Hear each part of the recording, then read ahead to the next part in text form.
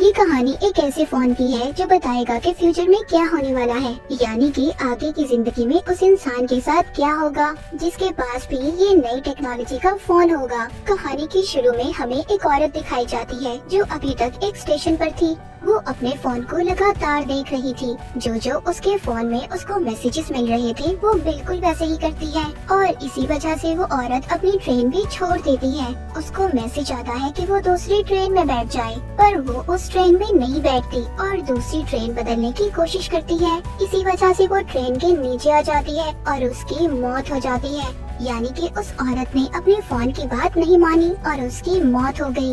इसके बाद कहानी में हम एक आदमी को देखते हैं जिसका नाम मैक्स था। वो आईटी इंजीनियर भी था और अभी एक कंपनी में सिक्योरिटी सिस्टम को इंस्टॉल कर रहा था। जब वो अपना सारा काम करके वापस अपने होटल जाता है तो उधर काउंटर लेडी उसको एक पार्सल देती है जो उसके नाम पर आया था। पर वो तो जैसे बहुत हैरान था क्योंकि अभी तक ना वो इस जगह पर सही से किसी को जानता था और न ही उसने ऑर्डर पर कोई चीज मंगवाई थी, क्योंकि वो तो सिर्फ अपने काम के सिलसिले में यहाँ थाईलैंड आया था। लेकिन खैर ये उस पार्सल को अपने कमरे में ले जाता है। जब जाकर उसे खोलता है तो उसमें एक लेटेस्ट टेक्नोलॉजी का मोबाइल फोन था। उस फोन पर JCT की ब्रांडिंग थी, मतलब इस कंपनी ने इस फोन को बनाया था। वो हैरान था कि ऐसी तो कोई कंपनी मार्केट में नहीं है।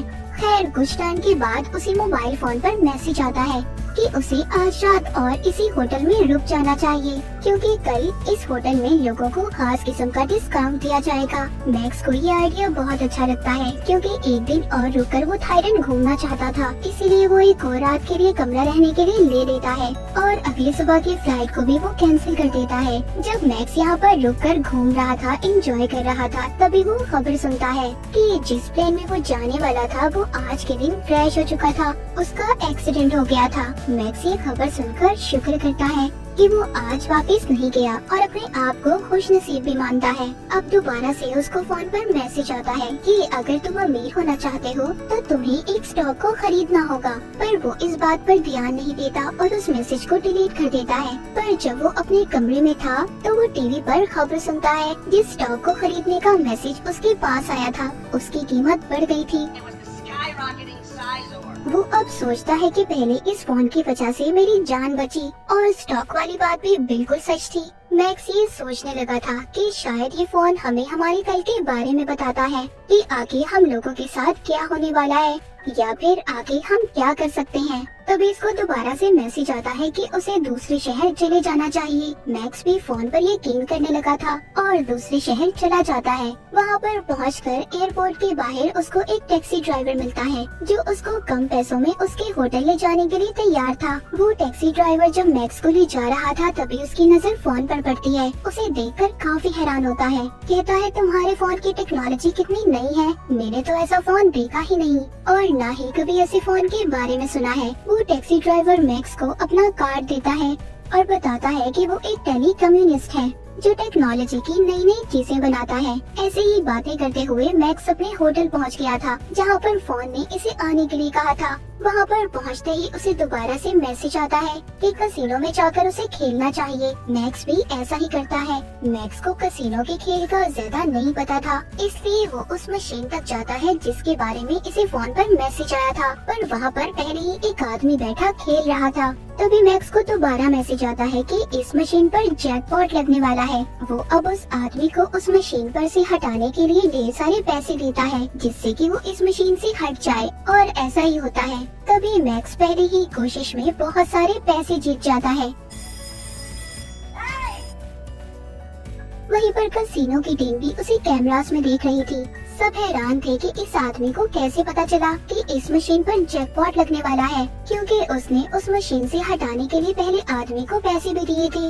मैक्स जीते हुए पैसों से और ज्यादा कार्ड्स खरीद लेता है और दोबारा से खेलता है। इस बार भी वो जीत गया था। अब तो वहाँ की सिक्योरिटी टीम को मैक्स पर पूरा शक था क्योंकि बार बार वो अपने फोन को देखकर खेल रहा था। जब वो कसिनो से जाता है तो वहाँ के सिक्योरिटी गार्ड उसे कहते हैं अगर तुम दोबारा खेलने आओगे तो अपने साथ फोन नहीं लाओगे। उन्हें शक था कि कहीं ना कहीं इसके फोन में कुछ है, इसीलिए मैक्स अब उसी टैक्सी ड्राइवर ड्राइवर को फोन करता है जो इसको एयरपोर्ट के बाहर मिला था। वो उसको कहता है, क्या तुम एक ऐसी डिवाइस मेरे लिए बना सकते हो कि मुझे फोन को देखना न पड़े और सीधा मैसेज मेरे कान में सुनाई दे। वो टैक्सी ड्राइवर थोड़ा टाइम मांगता है और कहता है, हाँ मैं कोशिश कर सकता हूँ। होटल में जाते हुए मैक्स एक कपल को देखता है जो आपस में लड़ रहे थे। वो उनमें से आदमी को मना करता है तो बदले में वो उसे एक मुक्का मारता है जिससे मैक्स बेहोश हो गया था। यहाँ पर पता चलता है कि ये कपल दरअसल कैसीनो के खुफिया एजेंट थे और पता करने आए थे कि मैक्स इतने पैसे अपने फोन से कैसे कमा रहा है। वो उसके फोन का सारा डेटा हैक कर लेते हैं। जब मैक्स को होश आता है तो वो लड़की मैक्स का शुक्रिया करती है कि उसने उसकी जान बचाई, पर साथ साथ उसने कैसीनो के मैनेजर को सारा डेटा भेज दिया था। पर अभी भी उन्हें नहीं पता चलता कि उसको मैसेजेस कहां से आ रहे हैं। उधर दूसरी तरफ टैक्सी ड्राइवर ने भी मैक्स के लिए नई डिवाइस को बना दिया था जिसे वो कानों में पहन लेता है और दोबारा से कैसीनो में खेलने के लिए जाता है और वही कुछ करता है जो मैसेजेस में उसे करने के लिए कहा जा रहा था। वो लगातार पैसों पे पैसे जीत रहा था। वहाँ की सिक्योरिटी भी तंग आ चुकी थी, इसलिए मैनेजर आकर उसे पकड़ लेता है और उधर ही FBI के एजेंट भी आ चुके थे। FBI की टीम मैक्स को पकड़कर अपने साथ ले जाती है और पूछती है, सच सच बताओ तुम्हें मैसेजेस कौन कर रहा है। पर इस बारे में मैक्स खुद भी कुछ नहीं जानता था। FBI ऑफिसर कैसीनो के मैनेजर से मिलता है और उसे बताता है कि ये केस हमारे पास नया नहीं है। इससे पहले भी बहुत से ऐसे केस आ चुके हैं। बहुत से लोगों को ऐसे फोन मिले जिसमें उन्हें पैसे कमाने के तरीके बताए गए, पर जब भी हमने उन लोगों को पकड़कर पूछा कि तुम्हारे पास फोन कहां से आए, और तभी कुछ वक्त के बाद उन लोगों की मौत हो गई। और हर बार की तरह हम इस बारे में कुछ भी नहीं जान पाते। अब ऑफिसर मैक्स के पास जाता है और उसे कहता है, दे तुम्हें हमारा साथ देना होगा और पता करना होगा कि फोन कहां से आया है। ऑफिसर यहाँ पर अपने बॉस को भी फोन पर बताता है कि अभी तक उन्हें कुछ भी नहीं पता चल सका फोन कहाँ से आया। पर हाँ, मैक्स भी अब हमारी मदद करने के लिए तैयार है। वो मैक्स को दोबारा से कैसीनो में भेजते हैं और कहते हैं कि इस मोबाइल के डाटा को हैक करने के लिए हमें कम से कम 3 मैसेजेस की जरूरत है। तभी दोबारा से मैक्स को मैसेजेस आना शुरू हो जाते हैं। इस बार भी वो उन्हीं मैसेजेस के कहने पर खेलना शुरू करता है, पर वो हार गया था।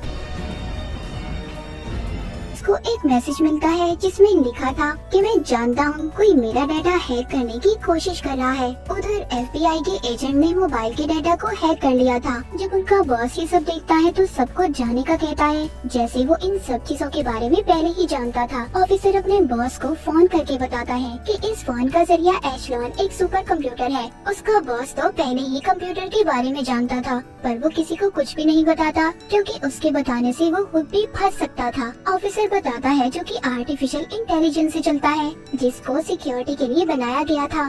सब बातें सुनकर बॉस को ये लग रहा था कि उसको किसी ने हैक किया है। यहाँ पर बॉस एक दूसरे एजेंट को अपने साथ मिलने का कहता है जो मैक्स की तरह ही दिखता था। उसको मैक्स का फोन भी दिया गया था। तभी उसको मैसेज आता है कि रोड को क्रॉस करो। जैसे ही वो ऐसा करता है उसको गाड़ी टक्कर मार देती है। उस बेचारे की वहीं पर मौत हो गई थी। असल मैक्स अभी भी जिंदा था और उसी लड़की के साथ था जो खुफिया एजेंट थी जिसकी उसने जान बचाई थी। पर मैक्स ये बात नहीं जानता था कि वो लड़की एक खुफिया एजेंट है। तभी वो लड़की देखती है कि छत पर एक आदमी गोलियां चलाने वाला है। वो समझ गई थी कि ये लोग मैक्स को मारना चाहते हैं। ऐसा क्यों था? क्या उस फोन की वजह से? ये बात कोई भी नहीं जानता था, पर वो लड़की सबको मार देती है और मैक्स को भी बचा लेती है। अब मैक्स को पता चल चुका था कि वो लड़की जो इसके साथ रह रही थी वो एक एजेंट थी और इसके साथ प्यार करने का नाटक कर रही थी। तभी यहाँ पर हमें पता चलता है कि उन लोगों को मारने FBI के बॉस ने भेजा था। कुछ न कुछ तो जानता था वो उस मोबाइल के बारे में और उसे ऐसा लग रहा था कि मैक्स उनके बारे में काफी कुछ जान गया है, इसीलिए उन आदमियों को मरवाने भेजा था। मैक्स अब खुद भी जानना चाहता था कि ये मैसेज इस फोन पर आखिर कहां से आ रहे थे। उधर बॉस ने भी इस पर नजर रखी हुई थी। मैक्स अब टैक्सी ड्राइवर के पास जाता है जो कम्युनिस्ट था। उसको फोन देकर कहता है तुम्हें पता करना होगा कि सारे मैसेजेस कहां से आ रहे हैं। वो कहता है हाँ मैं पता तो कर लूंगा, पर इस बारे में पता करने में मुझे घंटे लग सकते हैं। जिसके बाद वो सब पता करने की कोशिश करता है। इस बार उसे सब पता चल चुका था। वो बताता है ये सारे मैसेजेस एक सुपर कंप्यूटर कर रहा है जिसको एशलॉन AI भी कहा जाता है, जो सब कुछ खुद से सोच सकता है।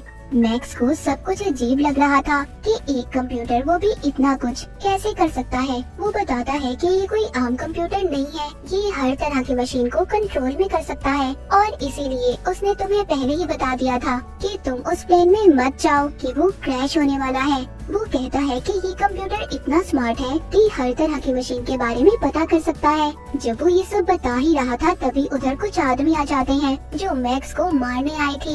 वो यहाँ से जल्दी से गाड़ी में बैठकर चले जाते हैं। उनका पीछा FBI के एजेंट कर रहे थे, पर मैक्स उनमें से एक ऑफिसर को पकड़ लेता है। अब वो मैक्स को सारी सच्चाई बताता है। कहता है कि हम तुम्हें इसलिए मारना चाहते थे ताकि उस कंप्यूटर का राज किसी और को पता न चल सके जिसको हमने ही बनाया है, पर अब वो खुद से काम कर रहा है जो खतरा बन सकता है। इसीलिए हम तुम्हें मारना चाहते थे ताकि इस बारे में तुम किसी को कुछ न बताओ। तभी मैक्स को मैसेज आता है। उसको उसी जगह पर जाने का कहा गया था जहाँ पर मैक्स ने सबसे पहले सिक्योरिटी सिस्टम को इंस्टॉल किया था। वहाँ पर भी वो कंप्यूटर मैक्स को कैमरे की मदद से देख रहा था और उसको यहाँ पर मैसेज आता है कि यहाँ पर जितने भी कंप्यूटर हैं सबको एशलॉन सुपर कंप्यूटर से कनेक्ट कर दो, जोड़ दो, जिससे वो कंप्यूटर अपडेट हो जाएगा।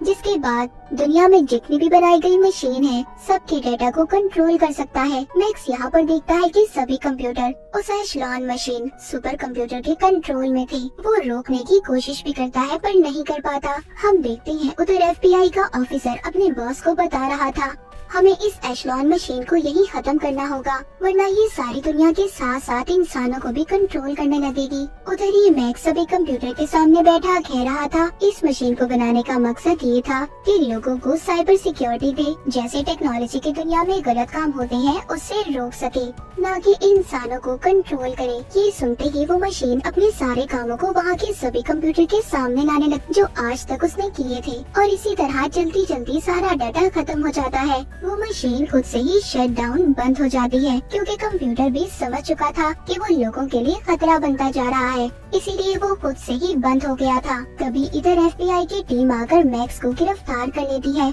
पर कुछ वक्त के लिए फिर उसे छोड़ दिया जाता है। मूवी के आखिर में हमें ये भी पता चलता है कि वो टैक्सी ड्राइवर दरअसल एक कैप्टन था जो इसी मिशन पर काम कर रहा था। उसने एशलॉन सुपर कंप्यूटर को बंद करवाना था। तो बाज़ दफा हमारी जिंदगी में कुछ ऐसी चीजें आती हैं जिसको बनाते तो हम फायदा पहुंचाने के लिए हैं, पर वो हमारे लिए नुकसानदेह साबित होती है। तो हमें हर चीज का उतना ही इस्तेमाल करना चाहिए जितनी उसकी जरूरत हो। जरूरत से ज्यादा चीजों को इस्तेमाल करना हमारे लिए खतरा हो सकता है, जैसे कि मोबाइल फोन या फिर कोई भी नई टेक्नोलॉजी की चीज। और इसी मैसेज के साथ ये मूवी यहीं पर खत्म हो जाती है।